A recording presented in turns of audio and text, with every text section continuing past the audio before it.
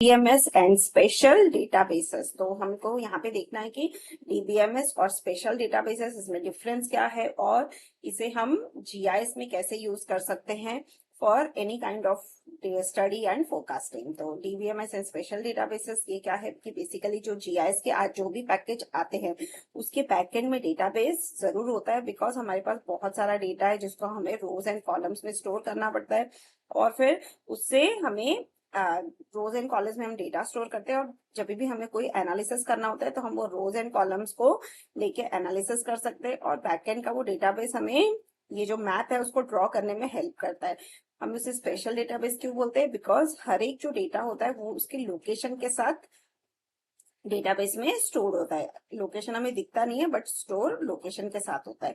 फिर आता है डेटा मेंटेनेंस। मेंटेनेंस क्या है कि जब हम डेटाबेस को किसी भी डीबीएमएस पैकेज जैसे एसक्यूएल या किसी में स्टोर करते हैं तो हमारा डेटा हमेशा अप टू डेट होना बहुत जरूरी है। तो हमें एज ए यूजर हमेशा करेक्ट डेटा मिलेगा।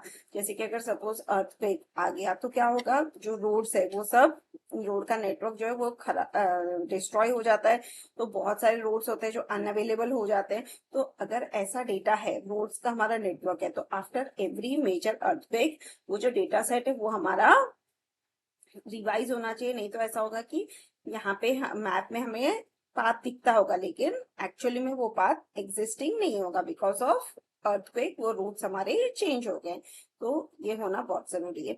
फिर आता है स्पेशल क्वेरी एंड एनालिसिस। तो उसके लिए हमें स्पेशल डिसीजन सपोर्ट सिस्टम की रिक्वायरमेंट है। हमें क्या करना है, जो स्पेशल क्वेरीज होते हैं, जो लोकेशन बेस्ड क्वेरीज होती है, उसके लिए हमें ऐसा जीआईएस का पैकेज चाहिए जिसमें लोकेशंस ऑलरेडी स्टोर्ड है और बेस्ड ऑन लोकेशन हम क्वेरी परफॉर्म कर सकते हैं।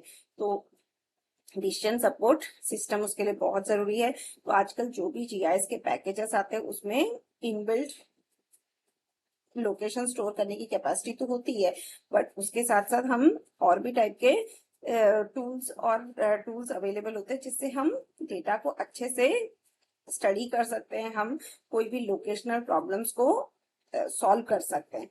तो स्पेशल डेटा एनालिसिस क्या है, अगर हमारे पास कोई डेटा दिया हुआ है तो उससे हम नया नॉलेज क्रिएट कर सकते हैं। हमारे एग्जिस्टिंग नॉलेज से, based on our existing knowledge, हम उसमें कुछ नया फाइंड आउट कर सकते हैं, कुछ नया नॉलेज क्रिएट कर सकते हैं। जैसे एग्जाम्पल है कि अगर सपोज एक माउंटेन है और इंजीनियर्स का टास्क है कि उस माउंटेन में से कितना मड या अगर एक टनल बनाना है या फिर एक ब्रिज बनाना है तो हमें कितना अमाउंट ऑफ मड सॉइल वो सब हमें रिमूव करना है जिससे कि हम ये टनल को बना सके। तो ये स्टडी भी जीआईएस में पॉसिबल है। सेम वे अगर हमारे पास एक लैंड फिल है तो हमें ये भी देखना है कि अगर ये सपोज अनइवन है, कहीं पर ऊपर है कहीं पर लैंड नीचे है, तो हमें कितने लेवल का लैंडफिल हम बना सकते हैं जिससे क्या होगा, ये जो सॉइल है इसको हम कट करके यहाँ पे फिल के लिए यूज कर सके। तो उसे बोलते हैं हम कट एंड फिल एनालिसिस। तो इस तरह का जो स्टडी है वो हम इजीली जीआईएस में कर सकते हैं using the digital elevation model, soil maps, using the volume analysis. फिर आता है कि स्पेशल डेटा प्रेजेंटेशन। अब जब हमें स्पेशल डेटा को प्रेजेंट करना है तो हमारे पास मेथड्स कौन से और डिवाइसेस कौन से वो हम देखते हैं, क्योंकि प्रेजेंटेशन बहुत ही इंपॉर्टेंट है। हमें हमारा प्रेजेंटेशन ऑन स्क्रीन हो सकता है या फिर हमारा प्रेजेंटेशन पेपर मैप्स पे हो सकता है। तो आजकल हमारा जनरली ऑन स्क्रीन प्रेजेंटेशन ही होता है बिकॉज हमारे पास कंप्यूटर स्क्रीन है, फिर हमारे पास बड़े बड़े एलसीडी स्क्रीन है जिसमें हम डेटा रिप्रेजेंट करते हैं, या फिर कोई भी स्टडी होती है तो थ्रू इंटरनेट डेटा हम एक जगह से दूसरी जगह सेंड करते हैं और वहां पे हम डिस्प्ले करते हैं। तो हमारे पास मेथड्स है। हार्ड कॉपी के लिए हम प्रिंटर यूज कर सकते हैं, फिर हम प्लॉटर यूज कर सकते हैं। उसमें पेन प्लॉटर हो सकता है, इंकजेट प्रिंटर हो सकता है, thermal printer and electrostatic plotter, या फिर हम फिल्म राइटर, मतलब जो हम सीडी का काम हम इस पे भी रिकॉर्ड कर सकते हैं। अपना जो मैग्नेटिक टेप्स होता है उस पे भी हम रिकॉर्ड कर सकते हैं। फिर आता है सॉफ्ट कॉपी। तो सॉफ्ट कॉपी तो डेफिनेटली हमारा कंप्यूटर स्क्रीन पे ही रिकॉर्ड होगा, या फिर हम डिजिटल डेटा सेट्स पे भी डेटा स्टोर कर सकते हैं। तब हमारा मैग्नेटिक टेप्स में आ जाएगा, या फिर सीडी रोम, डीवीडी रोम, या फिर हम इंटरनेट के थ्रू डेटा एक जगह से दूसरी जगह सेंड कर सकते हैं। तो ये हमारा हो गया स्पेशल डेटा प्रेजेंटेशन के टेक्निक्स। तो इसके ऊपर क्वेश्चन जरूर आता है कि what is special data presentation and what are the various techniques.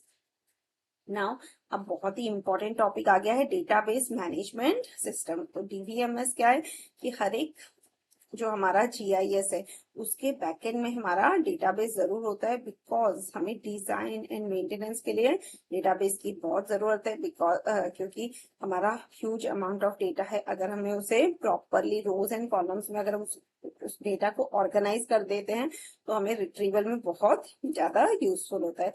मैं आपको दिखाती हूँ through a example in QGIS। ये देखिए मेरा QGIS का स्क्रीन है, इसमें हम GIS का डेटा हम स्टोर करते हैं और मैनिपुलेट करते हैं। अब देखिए यहाँ पे मैं कोई भी एक मैप ऐड कर देती हूँ, जैसे मैंने ये वेक्टर लेयर ऐड कर दिया, तो मैं यहाँ पे इंडिया एडमिन, इसको मैं यहाँ पे ऐड कर देती हूँ। ये देखिए इंडिया एडमिन आ गया। फिर मैं दूसरा लेयर ऐड करती हूँ, layer add vector layer, and इसमें हम ऐड करेंगे रिवर नेटवर्क, या फिर हम वाटर बॉडीज का नेटवर्क ऐड कर देते हैं, इंडियन वाटर बॉडीज। तो इसमें आपको SHP फाइल ढूंढ के ऐड करना है, बिकॉज वेक्टर का डेटा जनरली SHP फाइल में होता है। तो ये मेरा SHP फाइल हो गया। अब मैंने इसे ऐड कर दिया। ये देखिए ये मेरा रिवर का नेटवर्क आ गया। अगर आपको इसमें नेम का ऑप्शन है तो यहाँ पे हम नेम भी दे सकते हैं रिवर्स को। जैसे अगर मैंने यहाँ पे लेबल्स लिया तो सिंगल लेबल मैं इसको कर देती हूँ। अब यहाँ पे name and apply and okay. तो ये देखिए आपको सारे रिवर्स के नाम यहाँ पे डिस्प्ले हो रहे हैं। तो इससे क्या समझ में आता है कि हमारे पूरे इंडिया में कौन से रिवर्स है। अब मैं इसका राइट क्लिक करके आपको डेटा सेट ओपन करके दिखाती हूँ। ये देखिए ओपन एट्रीब्यूट टेबल पे क्लिक करती हूँ तो यहाँ पे मेरा डेटा सेट डिस्प्ले हो रहा है। अब वाटर का एरिया कितना है वो भी यहाँ पे डिस्प्ले हो रहा है। ये देखिए जिस जिस रिवर का एरिया, वाटर एरिया है वो भी हमारा यहाँ पे डिस्प्ले हो रहा है। तो बैकएंड में डेटा सेट स्टोर करना बहुत ही यूजफुल है। बट आप इसमें अगर देखोगे तो यहाँ पे लोकेशन का इंफॉर्मेशन नहीं है, बट यहाँ पे हमारा लोकेशन जरूर है। क्योंकि अगर सपोज मैं कोई भी एक रिवर लेती हूँ, जैसे ये मैंने ये वाला रिवर लिया एंड मैं zoom to that particular river पे क्लिक करती हूँ, तो यहाँ पे देखिए ये जो वाटर बॉडी है उस पे मेरा मैप जूम हो गया। तो इसका ये मतलब है कि हर एक जो डेटा सेट है उसके साथ उसका लोकेशन का इंफॉर्मेशन भी स्टोर्ड है। तो ये इस तरह से डेटा सेट में डेटा स्टोर होता है। अब हम जाते हैं कि इसके यूसेज क्या है और हमें क्यों ये यूज करना चाहिए। तो बेसिकली हमें कोई भी एक डेटा सोर्स होगा, उसे एक पर्टिकुलर फॉर्मेट में हमें डेटा को ऑर्गेनाइज करना है डेटाबेस में, और एक डेटाबेस स्ट्रक्चर होना चाहिए जिसमें हमें डेटा स्टोर करना है। तो ये सारी एंट्रीज करने के बाद हमारा मैप उस तरह से स्टोर हो जाएगा। तो एक क्वेश्चन जरूर आता है एग्जाम में कि reasons for using a DBMS. तो यहाँ पे several reasons are there. First is DBMS supports storage and manipulation of very large data sets। मतलब अगर बहुत ही huge data set है तो उसको हम DBMS में ही स्टोर कर सकते हैं। ये देखिए जैसे मैं अगर आपको यहाँ पर ओपन एट्रीब्यूट टेबल दिखाती हूँ तो इसमें कितने रिकॉर्ड्स है। ये डेटा सेट बहुत ही ह्यूज है, बिकॉज इसमें 1070 रिकॉर्ड्स है। तो इस टाइप का जो ह्यूज डेटा सेट है वो स्टोरेज एंड मैनिपुलेशन के लिए हमें डीबीएमएस यूज करना है। फिर आता है डेटा करेक्टनेस। सो अगर हम कहीं एक जगह पे डेटा स्टोर करते हैं तो अगर हमारा कभी इन फ्यूचर में डेटा चेंज हो गया तो हमको सिर्फ एक ही जगह पे उसे अपडेट करना है। तो हम इंश्योर कर सकते हैं कि कभी भी हम ओपन करेंगे तो हमारा डेटा करेक्ट होगा। फिर DBMS supports concurrent use of the same data by many users. इसमें बेसिकली क्या है कि हमारा जो एक टेबल होता है उसमें हमारा डेटा स्टोर होता है, और जब भी हम यूज करते हैं तो हर एक यूजर को एक कॉपी दिया जाता है। तो क्या होता है जो ओरिजिनल डेटा सेट होता है वो चेंज नहीं होता है, but users can see their own copy. That means concurrent users can work at the same time. मतलब ये जो डेटाबेस, ये जो टेबल है, इस पे एक साथ दो यूजर्स, यूजर 1 एंड यूजर 2, दोनों एक साथ इस पे काम कर सकते हैं. Then DBMS provide high level declarative query language. Declarative query language मतलब SQL. हमारे पास एक SQL स्ट्रक्चर्ड क्वेरी लैंग्वेज है जिसके थ्रू हम डेटा एक्सेस कर सकते हैं. ये भी आप यहाँ पे देख सकते हो. जैसे अगर मुझे फाइंड आउट करना है कि कोई भी मुझे क्वेरी परफॉर्म करनी है, तो मैं यहाँ पे कमांड लिख सकती हूँ एंड बेस्ड ऑन कमांड मेरा डेटा डिस्प्ले हो जाएगा. जैसे ये मेरा सेलेक्ट फीचर का ऑप्शन है, तो अब इसमें मैं कमांड लिख देती हूँ कि वाटर एरिया. कॉलम का नेम सही से लिखना है आपको. Dollar water area greater than 10,000. अगर मैं ये लिखती हूँ और सिलेक्ट फीचर पे क्लिक करती हूँ, तो ये देखिए ये मेरा सिलेक्ट फीचर और जो भी रिकॉर्ड्स है सिर्फ सिलेक्टेड रिकॉर्ड्स मेरे हाईलाइट हो गए. और यहाँ पे आप मैप में भी देख सकते हो कि सिलेक्टेड रिकॉर्ड्स हमारे हाईलाइट हो गए जिनका water area greater than 10 lakhs है. तो इस तरह से हम क्वेरी लिख सकते हैं. अब सिलेक्ट स्टेटमेंट में पूरा स्टेटमेंट हमें लिखने की जरूरत नहीं है. Select star from table name वो सब हमें लिखने की जरूरत नहीं. हमें सिर्फ कंडीशन लिखना है, ऑटोमेटिकली वो क्वेरी परफॉर्म हो जाएगी. तो आई होप ये आपको समझ में आ गया होगा. आप उसके अलावा और क्या फीचर्स है? First of all, DBMS support the use of data model.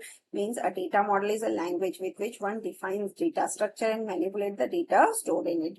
तो हमारे पास एक स्ट्रक्चर्ड डेटा मॉडल है जिसके थ्रू हम डेटा स्टोर कर सकते हैं और फिर मैनिपुलेट कर सकते हैं. तो डेटा स्टोरेज के लिए हम कौन सा कमांड यूज करते हैं? फर्स्ट हमें क्रिएट करना है, तो हम क्रिएट कमांड यूज करेंगे. फिर हमें स्टोर करने के लिए इंसर्ट कमांड यूज करना है. तो ये सारे कमांड्स हमारे यूज होते हैं डेटा मॉडल के लिए. फिर आता है बैकअप एंड रिकवरी फंक्शन. तो बैकअप एंड रिकवरी क्या होता है कि अगर हमने डेटा स्टोर किया और हम उस पर कंटिन्यूसली काम कर रहे हैं, कभी हमारा डेटा इन बिटवीन हमें डेटा को सेव करना है यूजिंग सेव पॉइंट्स, एंड हम कभी भी डेटा को बैकअप एंड रिकवरी कर सकते हैं. और डेटा रिडंडेंसी ये भी हम कंट्रोल कर सकते हैं. मतलब अगर हमारा data at any point of time हम इंश्योर कर सकते हैं कि हमारा डेटा करेक्ट है. तो ये जो 6 एडवांटेजेस के वजह से हम DBMS यूज कर सकते हैं. तो आपको इसको एग्जाम्पल के थ्रू एक्सप्लेन करना है. फिर आता है alternatives of data management system. Data management के ऑल्टरनेटिव्स क्या है? तो अभी ऑल्टरनेटिव्स, अगर हमारे पास बहुत ही छोटा सा फाइल है तो हम instead of using an entire DBMS हम क्या कर सकते हैं? सिंपल टेक्स्ट फाइल्स यूज कर सकते हैं या फिर हम टेक्स्ट प्रोसेसर यूज कर सकते हैं. इवन अगर हमारे पास डेटा है तो बहुत ही छोटा सा डेटा सेट है तो हम एक स्मॉल न्यूमेरिक फाइल भी यूज कर सकते हैं. इसके अलावा आपने ये भी देखा होगा CSV, तो एक्सेल फाइल्स या CSV फाइल्स, इसमें भी हम डेटा स्टोर कर सकते हैं. क्योंकि अगर हमारे पास स्मॉल डेटा है तो हम एक्सेल में भी स्टोर कर सकते हैं. ये मैं आपको दिखा देती हूँ थ्रू अ प्रैक्टिकल. यहाँ पे देखिए, न्यू प्रोजेक्ट पे क्लिक करती हूँ और यहाँ पे layer and delimited text layer. तो ये डिलिमिटेड टेक्स्ट लेयर में हम बेसिकली जो CSV फाइल्स होती है वो हम डिस्प्ले कर सकते हैं. तो यहाँ पे मैं आपको एक CSV फाइल ऐड करके दिखा देती हूँ.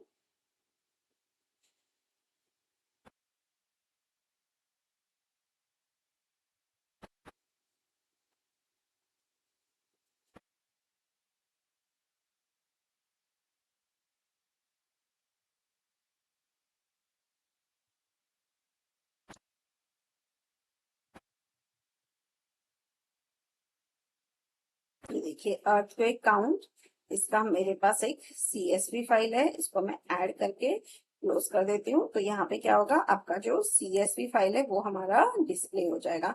तो इस तरह हम CSV फाइल का भी मैनिपुलेशंस यहाँ पर कर सकते हैं. फिर आता है रिलेशनल डेटा मॉडल. तो रिलेशनल डेटा मॉडल हम नेक्स्ट वीडियो में देखते हैं. Thank you.